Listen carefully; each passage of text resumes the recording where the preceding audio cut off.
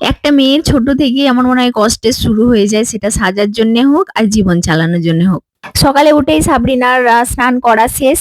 এবার মাথা আঁচি করবে বলে চিরুনি নিয়ে চলে এসেছে। যথারীতি আমার মেয়ের এটা প্রতিদিনের কাজ। আবার মাথা আঁচড় হয়ে গেলে চিরুনিটা রেখে দেবে।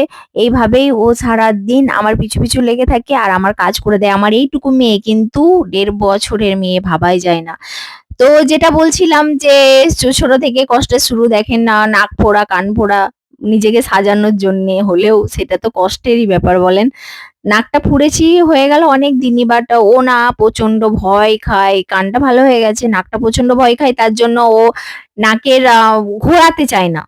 আমি যখনই টাইম পাই তখন একবার করে ঘুরিয়ে দিই, ততদিন নাকটা ভালো থাকে। বাট আমার যদি কোনোভাবে আমি ভুলে যাই নাকটা না ঘোরাতে, ও ঘোরাবে না। আর ও তো ঘোরায়ই না। তার জন্য নাকটা এরমভাবে গ্যাঁজ হয়ে যায়। তখন আর কি আমাকেই সেই আবার ড্রেসিং করে মলম লাগিয়ে দিতে হয়, তবেই ভালো হবে।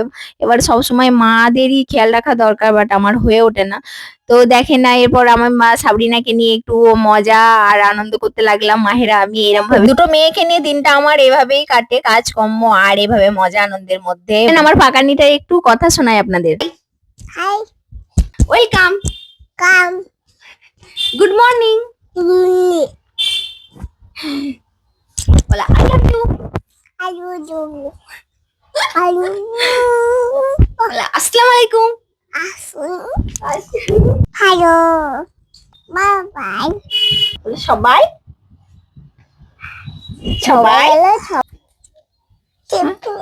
ছোট টিভি ডুডু লাগাবো। তুমি আগে বলো বেবি শার্ক। শুনলেন তো সবাই, এত কথা বলে আমার মাথা পাগল করে দেয়।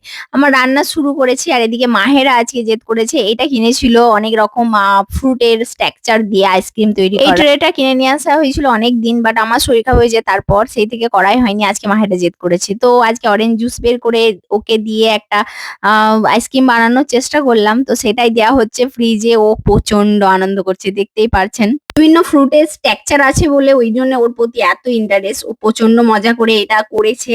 তো যাই হোক, মাহেরা সাবরিনা এদিকে দেখেন নাডেলা, চকলেট নাডেলা মুমায় লাগিয়ে প্রচন্ড পরিমাণে ও খেলা করছে। একটা জিনিস ওর ভালো কি জানেন তো, ও পানি পড়ুক যাই পড়ুক নিজেই মুছতে যাবে আবার সেই জায়গাটা। আবার মাহেরা তো আছে, ওরা দু বোনেই যা করে সেটাকে নিজেরাই হ্যান্ডেল করে নেয়, আমাকে এদিকে আসতে হয় না। প্রচন্ড পরিমাণে খেলা করছে, দেখছেন ওরা সারাদিন এইভাবে খেলা করে, আমাকে একটুও জ্বালায় না। এইভাবেই চলে ওদের সারাদিন। তো ভিডিওটা এখানে এন্ড করছি, সবাই ভালো থাকবে।